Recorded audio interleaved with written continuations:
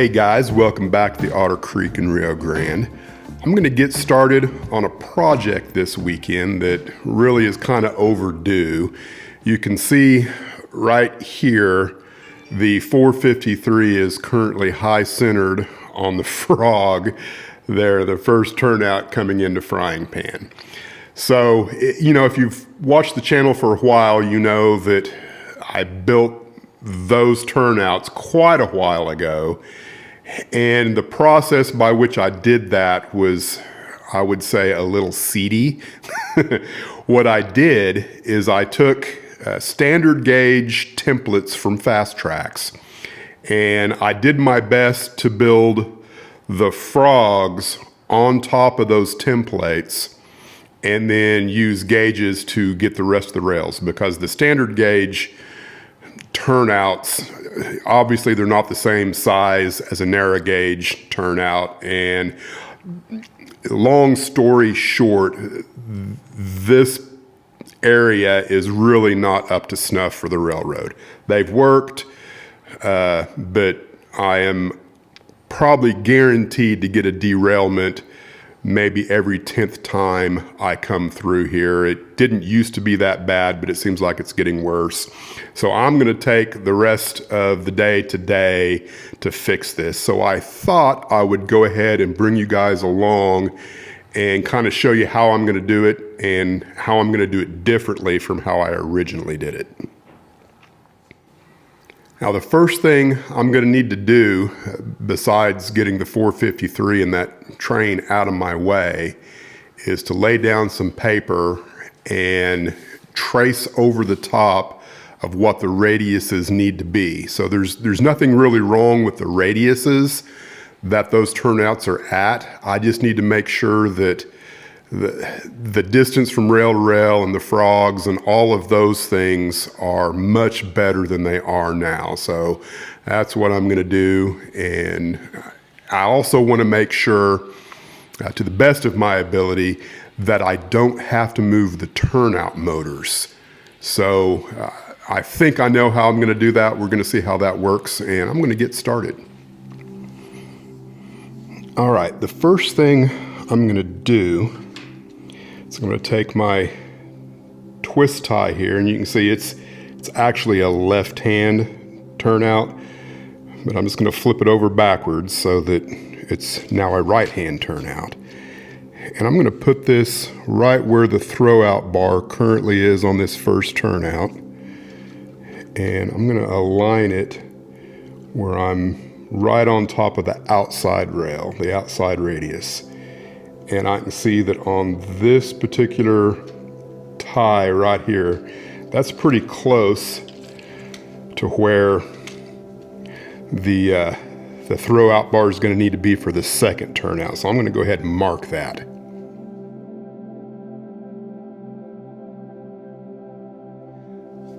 Okay, now, because I don't want to move either of the turnout motors, I want to keep those the same, I'm going to come in and do something here that allows me to kind of make sure that I know exactly where those throw bars should be on the new set of turnouts.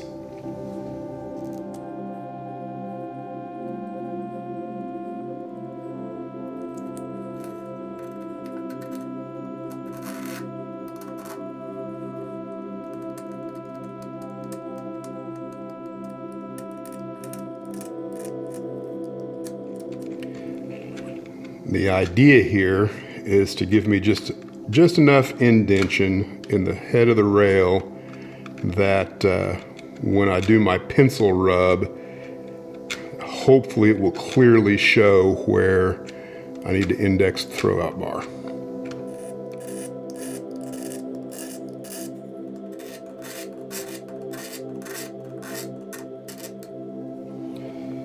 Now this next part, I'm not 100% sure how it's going to work, but I think, it's going to have to be two pieces of paper. And I want to make sure that the points for this furthest one here is on this piece of paper, and then the points on the other one are on the other piece of paper. And I'm just going to try and secure the paper to the cork here. The idea that hopefully it won't move while I'm doing my pencil rub. I might not get this right the first time.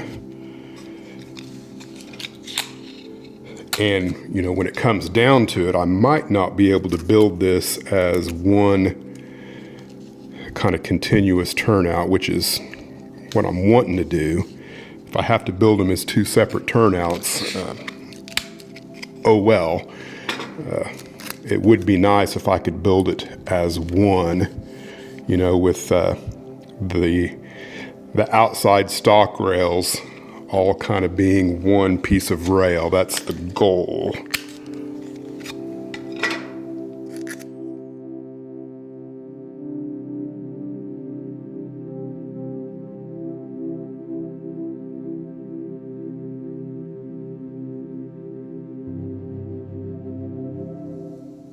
All right, so this next step for this particular process is going to be a little convoluted. I pretty much have figured out that I'm not going to be able to do this as one continuous turnout. At least I think that's the way it's going to work. So here's the deal. If I match the outside radius with the twist tie on this one, everything kind of works out pretty good. That's pretty close to, how the turnout currently is on the railroad. There's a little difference in here, but not so much that I think it will cause any issues. However, on this end,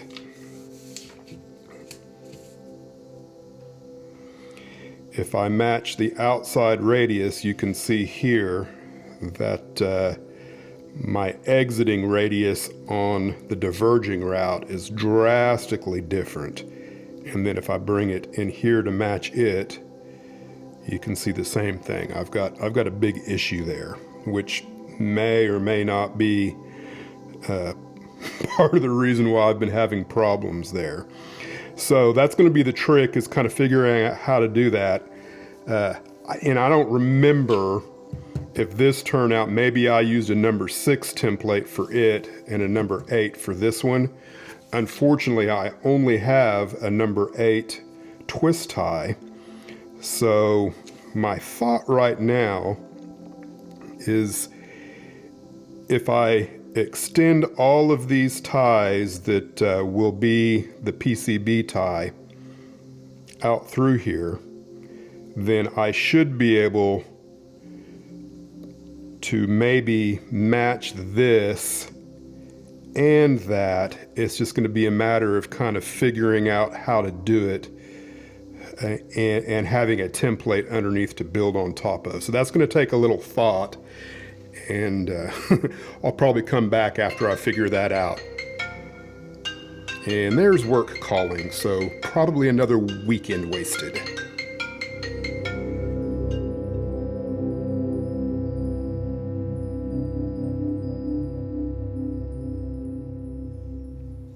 All right, I've got about a half a day left of my weekend, and I've gone in and I've done some analysis and made some photocopies.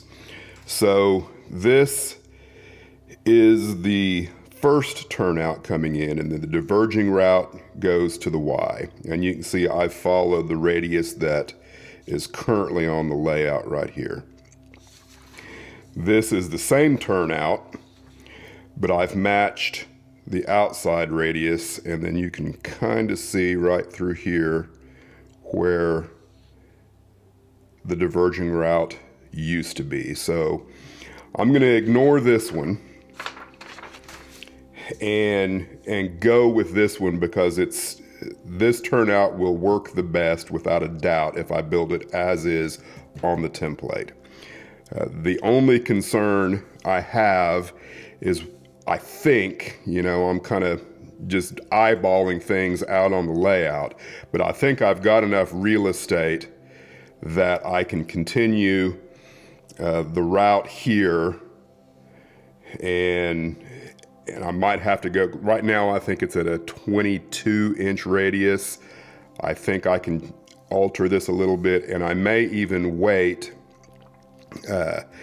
to solder these, the stock rail as it leaves through this area and the frog rail as it leaves through this area. I think I'm going to make these ties through this area longer than they need to be to give me a little flexibility to work in a radius that it certainly won't be this radius, but if I can get it a little tighter than the one that's on here already, I may do that. And then this is the one going into the town, and it should be fine just the way it is. I'm not going to try and build these as one unit. I think that would be too risky considering what I'm going to try and do here. So, they connect right about here is where they will connect. So I guess the next thing now is bending some rails and doing a lot of filing. All right, I've gone in and glued my template for the first turnout. This is the first one coming in onto a piece of masonite. I just used matte medium because this will come off super easy with some alcohol.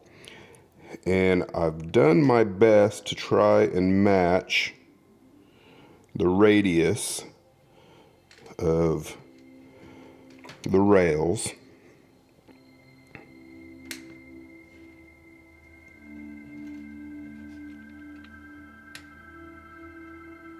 They're not perfect.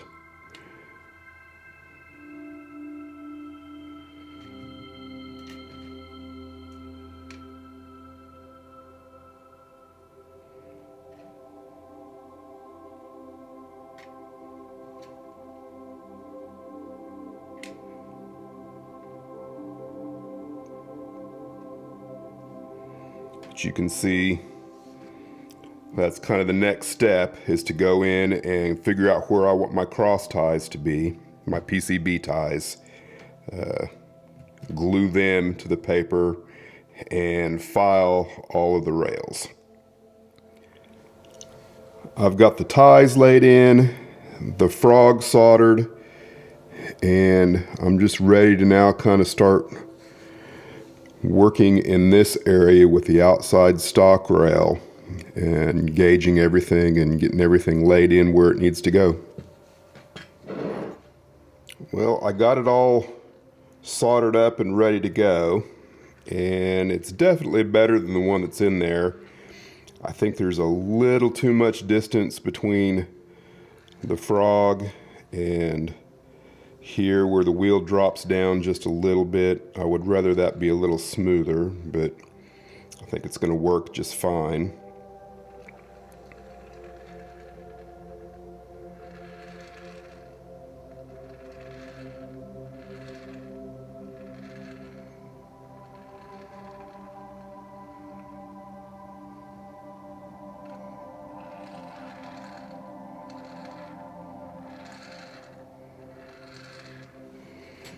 On this end, this was just put in here to support everything as I did it, because right here somewhere is where this is going to get cut and the next turnout will connect.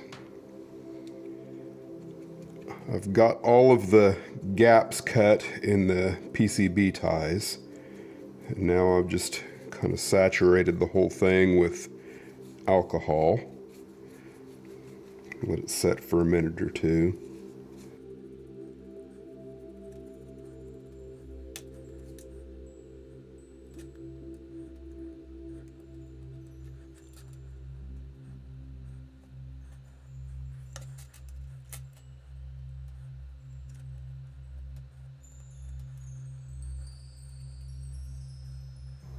All right, now I just need to cut the gaps in the frog.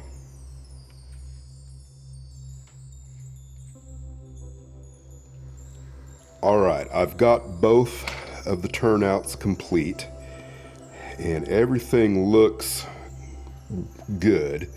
Wheel sets run through nice, and you can see here I've got this particular rail bent at a much sharper angle than what the actual twist tie would have been, and I think that's going to work just fine. It's not quite the same radius that I originally had, which might cause problems. I guess I'll find that out next when I go to install it, but hopefully that will be just fine. And then this is the second turnout, and it turned out pretty good.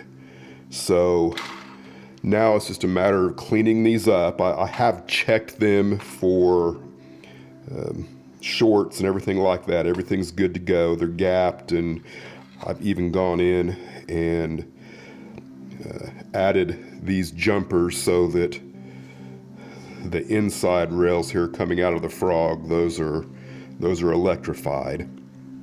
So I just need to wash them up and get them ready to install. I guess the thing I need to do is see how close I am to everything lining up. I want to match the outside rail, and it looks pretty close. I think the biggest problem I'm going to run into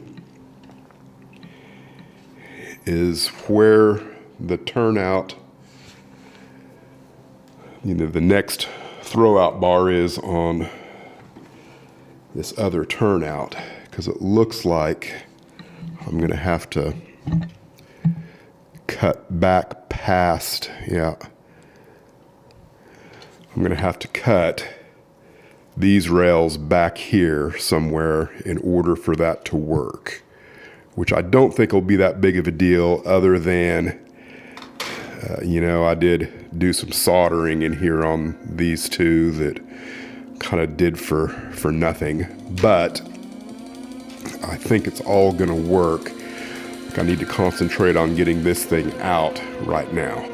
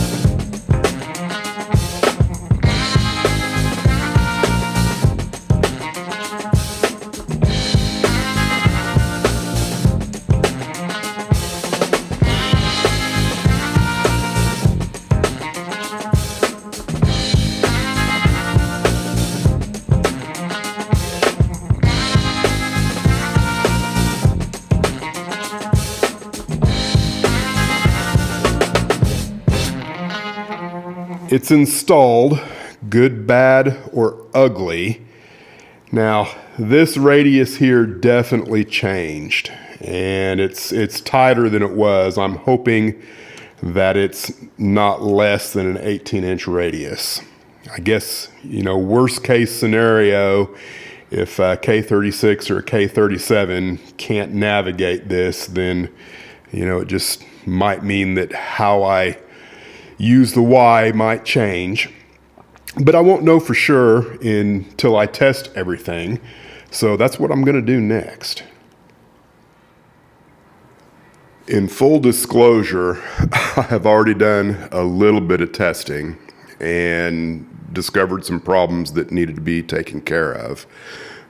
One of the first things I noticed after I got it installed, I got to looking at where I cut the gap on this side of the frog on that closest turnout, and I guess I misjudged where the PCB ties were supposed to be, and that gap was absolutely in the wrong place, and it was very apparent that I was going to get shorts right at the wing rails there coming out of the frog or going into the frog,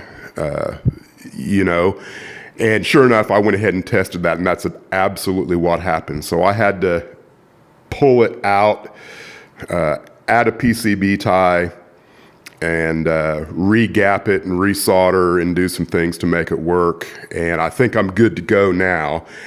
And then another weird thing, since I had worked on that one, I had my gauges in my hand. I went ahead and ran my gauge through the second one, and my point coming into the frog, the diverging route point on the far side,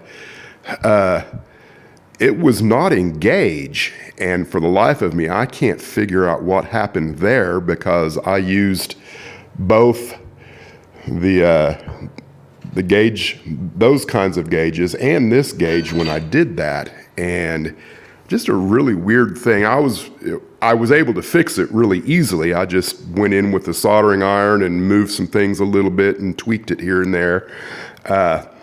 So I think everything's good to go now. So I'm going to run probably 4 locomotives through it. I'm going to try and do them all both directions, forwards and backwards, so that I have a good idea of how this is going to work. And I guess I'll take you along. I know the video's getting long, but hey, what else does model railroaders have to do besides watch model railroad videos of guys running trains through their turnouts? All right, hopefully I can drive and talk at the same time without screwing too much up. This is Route 2, which is the outside diverging curve. Outside non-diverging, I guess.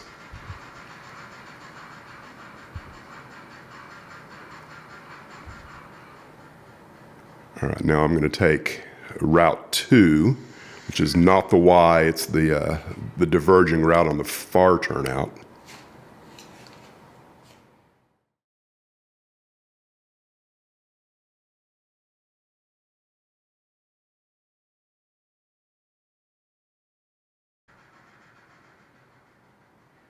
No issues there.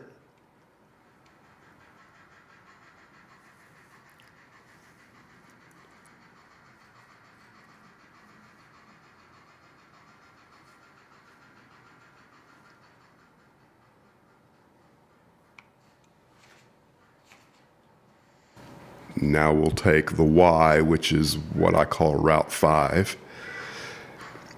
This would take you to Hell Gate if you wanted to bypass Frying Pan.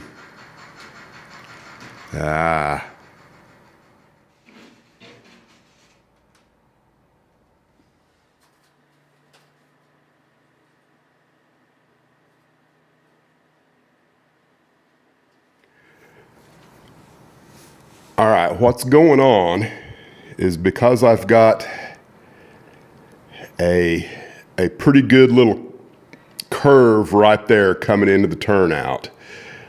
All of the slack is thrown to the outside, and my drivers are picking the open point coming through there. So I got kind of two different things I can do there. One is I can try and open the point up a little bit by soldering the point further in, or I could also come in and introduce a guardrail in front, which would force all the slack to come this way. I'm not sure what I'm going to do yet, but it's going to have to be done, which kind of underlines a whole a whole different thought of this area here. If I were building it again tomorrow, I would have went ahead and kind of went a lot closer to the wall than I did. I can't recall exactly what my rationale was. I'm sure it was all scenery based, as I wanted standoff distance from the wall for a mountain. And I think in hindsight, I would have been better off to maybe move it a little closer to the wall and make this radius curve just a little broader, which might have reduced some problems that I'm having now as a result. Neither here nor there. It's all part of model railroading, right? All right, I'm going to fix this and get back.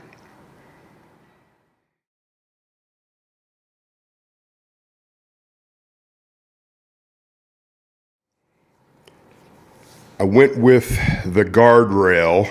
I was a little worried that if I moved the point out, that it wouldn't interface with the stock rail in the way that it should. So I went with a guardrail. So now we'll see if this changes anything.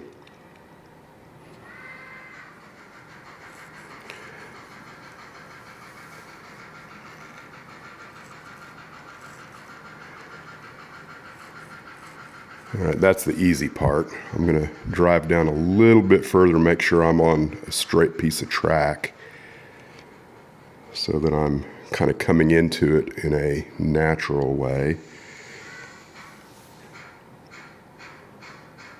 I'm going to try and go the speed that you might expect to go through this turnout if you were just coming through town.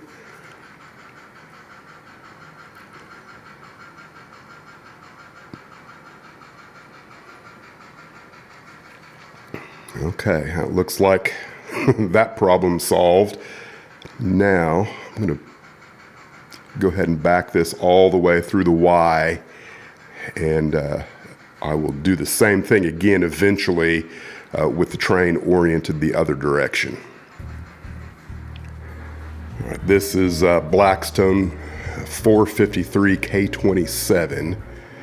And it's the train that caused the problems at the beginning of the video, which kind of made me to decide to replace both of these turnouts.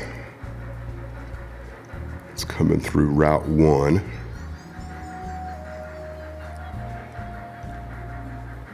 All of the cars are pretty good rollers. I think I've got 3 Blackstones, maybe 4 Blackstones, and a couple of micro trains, and then of course that Pacific Fast Mail baggage express car. All right, we're going to back into Route 2.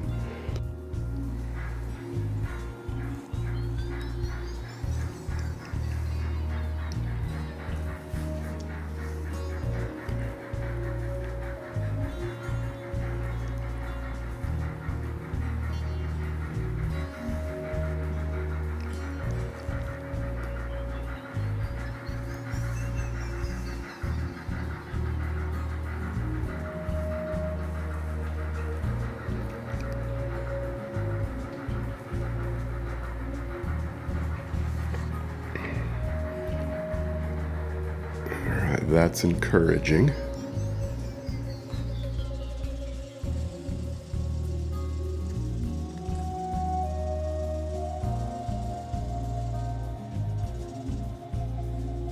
Now we'll see if we can back the whole train around through the Y.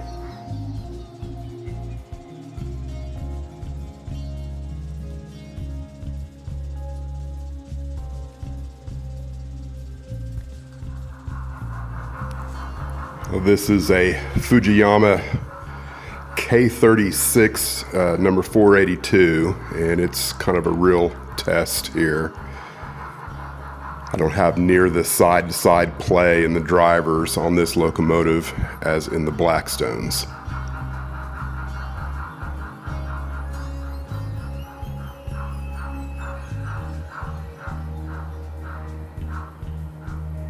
All right, that was Route 2. We'll back through Route 1.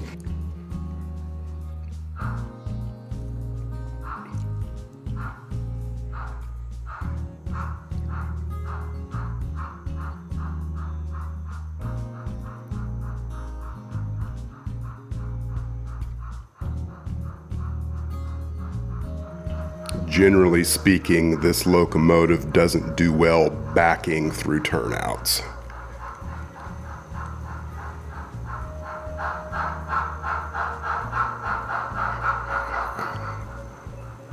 All right, looks like a success.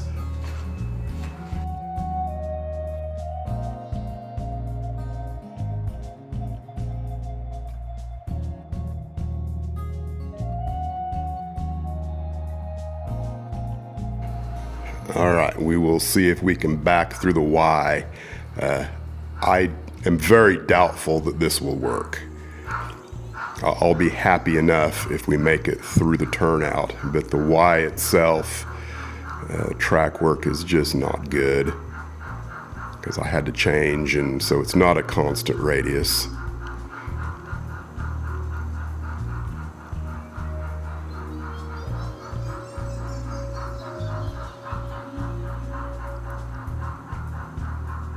Well, that was unexpected. But I bet the trailing truck will pop off here somewhere before it gets all the way around.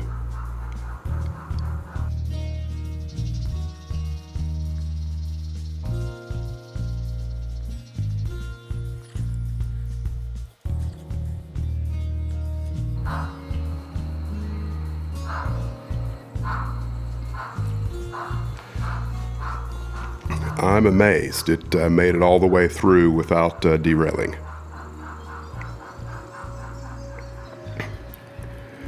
The last locomotive I'm going to run through here is the 461, which is a Mountain Model Import K27, which I think that's precision scale, more or less. And it's another very finicky locomotive. There's something strange going on, I believe, with the first truck on the tender, the one closest to the cab. It just tends to derail, and I think it's because of the wires. The decoder that was put in it has wires going to the trucks so that it picks up electricity on both sides of the rail. And I think those wires every once in a while will catch and keep the truck from pivoting in a way which will cause a derailment, and I haven't really figured out a way that I can fix that.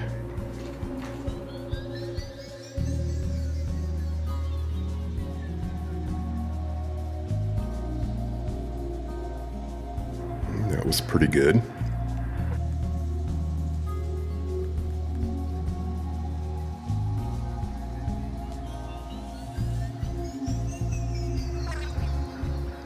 This is another one I will be surprised if it makes it around the Y here.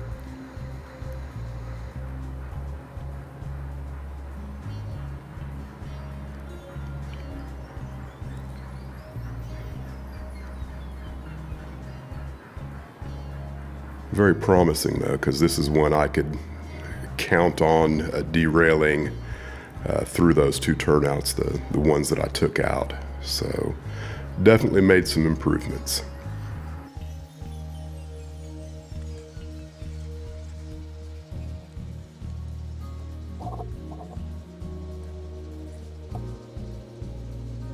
I think we'll call it good for this video.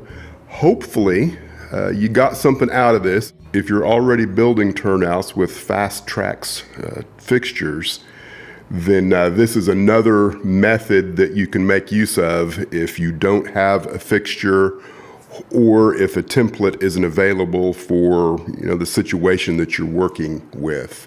So thanks for watching, and we'll see you around in another episode of Otter Creek and Rio Grande.